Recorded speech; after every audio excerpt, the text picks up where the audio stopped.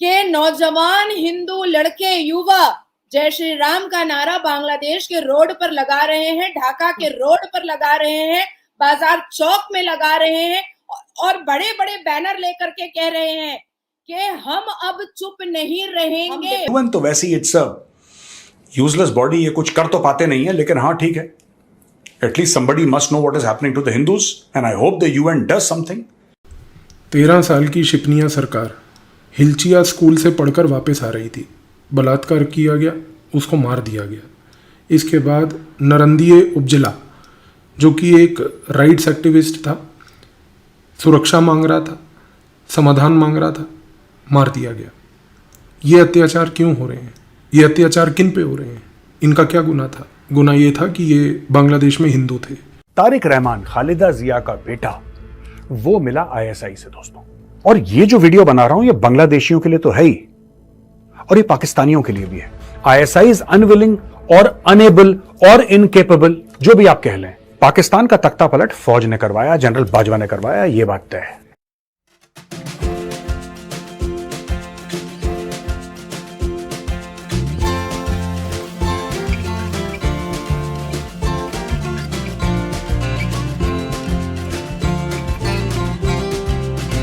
Calling for an end to violence against Hindus and other minorities, जो बांग्लादेश में हो रही हैं। जो भीड़ थी वो प्लेकार्ड और बैनर कैरी कर रही थी और कह रही थी कि साहब आप प्रोटेक्ट करें। यूएन तो वैसे ही इट्स अ यूजलेस बॉडी, ये कुछ कर तो पाते नहीं है, लेकिन हाँ ठीक है, at least somebody must know what is happening to the Hindus and I hope the UN does something. At least somebody should take a call, क्योंकि गाजा में एक बम गिरता है तो लगता है कि पूरा जो यूएन है उनकी किसी ने भैंस खोल ली हो, जमीन छीन ली हो, तब तो ऐसे छाती पीटते हैं। अभी तक इन लोगों ने कोई मेजर हल्ला नहीं करा यूएन ने, तो वो नाराजगी रहेगी यूएन के साथ। दोस्तों, हिंदू एक्शन एक वॉशिंगटन बेस्ड एनजीओ है जिसने बोला कि स्पॉन्टेनियसली लोग वहां पे आ गए, वहां पे भीड़ इकट्ठा हो गई और हमने डेमोन्स्ट्रेशन ऑर्गेनाइज करा था। लेकिन हम लोग ये एक्सपेक्ट नहीं कर रहे थे कि there are so many people who said यार ये तो गलत हो रहा है हिंदुओं के साथ, वहां पे खड़े हो गए। और सिर्फ इंडियंस ही नहीं, वहां के जो लोकल्स हैं वो भी भारतवासियों के साथ, वहां पे जो एनआरआईज के साथ उनके खड़े हो गए और बोला कि नहीं साहब, बांग्लादेशी हिंदूज के लिए हम भी अपनी आवाज उठाते हैं। यहां पे जब Congress returns from recess we must hold hearings to learn more about the failures to protect Hindus. अब इन्होंने एक और बात बोली, कांग्रेस अभी रिसेस में है। जब हम कांग्रेस की बात करते हैं, यूएस कांग्रेस की बात कर रहे हैं, ये लोग रिसेस में हैं। जब वो वापस आएंगे तो इसके ऊपर भी डिबेट होगी, वहां पे बातचीत होगी कि बांग्लादेश में पोग्राम चल रहा है हिंदूज के खिलाफ, हिंदुओं को। अच्छा देखिए दोस्तों, एक और चीज है ना दोस्तों, ये जो हिंदू को मार दिया, हिंदुओं को वहां पे बांग्लादेश में कत्ल हो गए, ये सारी खबरें आ रही शहरों से, ये सारी खबरें आ रही हैं बड़े बड़े टाउन से, जहां पे मीडिया प्रेजेंट है, जहां पे सोशल मीडिया प्रेजेंट है। हिंदुओं के साथ तो मारकाट गांव में भी हो रही है, जिसके बारे में किसी को पता ही नहीं है। नोबडी नोज बिकॉज मीडिया वहां तक गया नहीं है।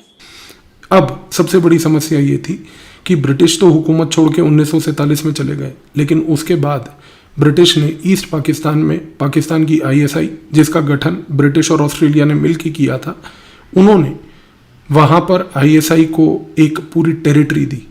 ईस्ट पाकिस्तान एक लॉन्च पैड बन चुका था। ईस्ट पाकिस्तान एक ऐसा लॉन्च पैड था जिसने 1950 से लेकर लगभग 1970 के दशक तक, 2 दशक मतलब लगा लीजिए कि 20 साल पूरे के पूरे भारत के नॉर्थ ईस्ट में उन्होंने ऑपरेशंस करे। लेकिन आज समझने की आवश्यकता ये है कि ईस्ट पाकिस्तान आईएसआई की एक लेबोरेटरी बन चुकी थी। अब दूसरी चीज़ समझिए, जब ईस्ट पाकिस्तान वहाँ पर था और जब आईएसआई वहाँ पर ऑपरेट कर रही थी, आईएसआई ने 2-3 चीज़ें बड़ी महत्वपूर्ण करी। सबसे पहले बंगला स्पीकिंग इलाके में उन्होंने उर्दू का इम्पोजिशन किया। ये बंगला स्पीकिंग वाले जो लोग थे, इन्होंने उर्दू को रेसिस्ट किया, भारत से इन्होंने सहायता मांगी। 1971 उसका अंतकाल था कि बांग्लादेश बना। दूसरी चीज़, आईएसआई ने बंगाली पॉपुलेशन को चेक में रखने के लिए, उर्दू के प्रोपोगेशन को बढ़ाने के लिए जमात इस्लामी का प्रयोग किया। आज़ादी के बाद जमात इस्लामी का एक वर्ग जो भारत में था, वो भारत से छोड़कर पाकिस्तान गया। पाकिस्तान में जमात इस्लामी थी। कश्मीर में उन्होंने अपनी एक ब्रांच खोली जिसको आज की डेट में जमात इस्लामी जम्मू कश्मीर के नाम से हम जानते हैं। और जमात इस्लामी ने ईस्ट पाकिस्तान में अपनी एक ब्रांच खोली थी आईएसआई की निगरानी में। 1971 में बांग्लादेश के बनने के बाद यही जमात इस्लामी उस समय एक बड़ा महत्वपूर्ण फोर्स बन के उभरी, क्योंकि भारत के उस समय रिलेशन 1971 में शेख मुजिबुर रहमान के साथ अच्छे थे। शेख मुजिबुर रहमान की परिवार के डिसेंडेंट हैं शेख हसीना, क्योंकि हमारे रिश्ते उनके साथ अच्छे थे तो जाहिर सी बात है कि उनका जो ओपोनेंट था, जो अवामी लीग का ओपोनेंट बांग्लादेश नेशनलिस्ट पार्टी जिसको बीएनपी कहते हैं, जिसकी आज की डेट में लीडर खलीदा जिया है, उसको नर्चर किया पाकिस्तान ने। और जमाते इस्लामी और साथ ही में बांग्लादेश नेशनलिस्ट पार्टी खलीदा जिया की, ये दोनों आज की डेट में एलाइज हैं। अब तीसरी चीज़ को समझिए, आईएसआई ने 1950 से सिस्टमैटिक तरीके से हिंदुओं के ऊपर आक्रमण ईस्ट पाकिस्तान में किया था। आपके सामने कुछ डेटा पेश करता हूँ।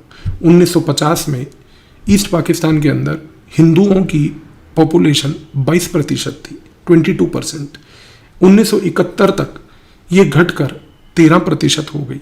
और आज अगर हम प्रेजेंट डे देखें तो जो लास्ट डेटा बांग्लादेश की सेंसस की तरफ से अवेलेबल है, हिंदुओं की पॉपुलेशन 10% से भी घट के आज लगभग 8 से 10% के बीच में है। और इमरान खान ने हर समय यही कहा था, डायरेक्टली ये नहीं बोला कि आईएसआई ने मेरी सरकार गिरा दी। उसने बोला आईएसआई फौज मिल गए अमेरिकन के साथ, और अमेरिकन, उसने वो नाम भी लिया था डोनाल्ड डू का, और उसने बोला था ये बंदा है और ये साइफर है, ठीक है, ये बंदा है, ये साइफर है, मेरी सरकार ऐसे गिरी। यही इमरान खान ने बोला, वही शेख हसीना बोल रही है। इन दोनों के डायलॉग बिल्कुल सेम है। इमरान खान शेख हसीना को पट्टी पढ़ा नहीं सकता क्योंकि इमरान खान जेल में है, ठीक है, और पट्टी पढ़ाएगा क्यों वो? अब आप सोचिए, ऐसा कैसे हो सकता है कि दो देश, दोनों मुस्लिम देश, दोनों देशों में जमाते इस्लामी स्ट्रांग, दोनों देशों में जमाते इस्लामी स्ट्रांग, दोनों देशों में तख्ता पलट में जमाते इस्लामी का हाथ। अब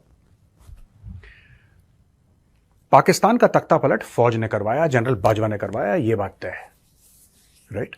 लेकिन क्यों करवाया? उसके पीछे सीपैक भी कारण हो सकता है, चाइनीज भी कारण हो सकता है, लेकिन इमरान खान ने ऐसा बोला था कि अमेरिकन मेरे पीछे पड़े हैं। वो चाइनीज भी बोल सकता था, उसने तो चाइना का सबसे बड़ा प्रोजेक्ट बंद कर दिया था सीपैक, तो उसको क्या दिक्कत थी, क्या डर मारा था उसको? इमरान खान को बोल देता। उसने अमेरिकन को खासतौर से बोला। कोई ना कोई था जो चुपचाप उसके पास आया, राइट।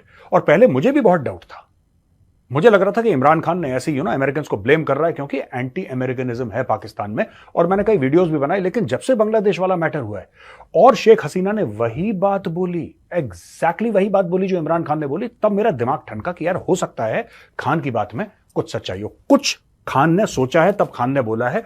कोई गोरा आया है खान के पास ये प्रोजेक्ट लेके कि सर आप हमें यहां पर जमीन दे दें, हम यहां से ड्रोन उड़ाएंगे, और खान ने बोला एब्सोल्युटली नॉट। उसको जो बोला खान ने टीवी पे बोल दिया। अच्छा एक बात बताओ यार, छोटी सी बात है, अगर इमरान खान ने टेलीविजन पे एब्सोल्युटली नॉट बोल दिया तो फिर अमेरिकन क्यों खफा होगा? टेलीविजन पर 10 लोग 10 गालियां देते हैं, नोबडी केयर्स। आपने टीवी पे क्या बोला? अगर आप प्राइवेटली बोलेंगे या उनके डायरेक्टली उनके हेड ऑफ स्टेट को बोलेंगे या किसी को फॉर्मल चैनल से आप बोलेंगे, तब मैटर है। आप बोलेंगे ठीक है हम नहीं देना चाहते ड्रोन।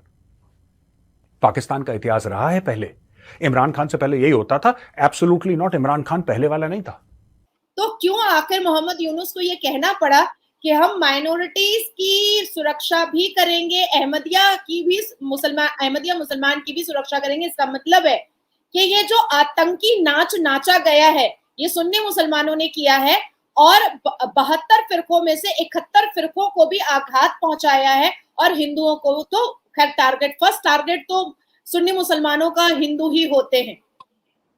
अब आती है बात कि 1,30,00,000 बांग्लादेशी जो कभी आजादी के वक्त में 23% हुआ करते थे, आज बांग्लादेशियों की संख्या जो है वो घट करके 7% पर आ गई है, जो अभी से मात्र 4 महीने पहले 9.1% हुआ करती थी, और अभी का जो आंकड़ा है वो 8% हो गया है। मुझे खुशी है कि देर आए दुरुस्त आए, यूएन को एहसास हुआ कि मुझे इस पर बोलना चाहिए, क्योंकि कुछ ऐसे लोग हैं और कुछ ऐसे पत्रकार हैं और कुछ ऐसी मीडिया है जो बहुत ही ज्यादा डबल स्टैंडर्ड का काम करती है, जैसे अल जजीरा है, जैसे आपके पाकिस्तानी चैनल्स हैं, जैसे बीबीसी वर्ल्ड न्यूज है। ये कुछ ऐसे मीडिया हैं जो हमेशा से भारत में किस मुसलमान के साथ क्या हो रहा है उसको तो बड़े बड़े हुर्फों में ऐसे छापेंगे जैसे लगता है कि पूरे मुसलमान का गला ही रेत दिया गया है। लेकिन जब बांग्लादेश में 300 से ऊपर हिंदूज मर गए तकरीबन 23-24 हमारी हिंदू बहनों का बलात्कार हो गया, 4 से 5 हिंदू मंदिरों को जला दिया गया, आइस्कॉन टेम्पल तोड़ दिया गया, और 1971 में जब ईस्ट पाकिस्तान से बांग्लादेश बना था तो ये वही आइस्कॉन टेम्पल था जो उस वक्त जो रेफ्यूजीज रह रहे थे, उस वक्त जो बहुत परेशान थे, जिनकी माली हालत बिल्कुल सही नहीं थी बांग्लादेश में, उनको वो खाना तक घर पर पहुंचाते थे और उसको भी उन्होंने जला दिया।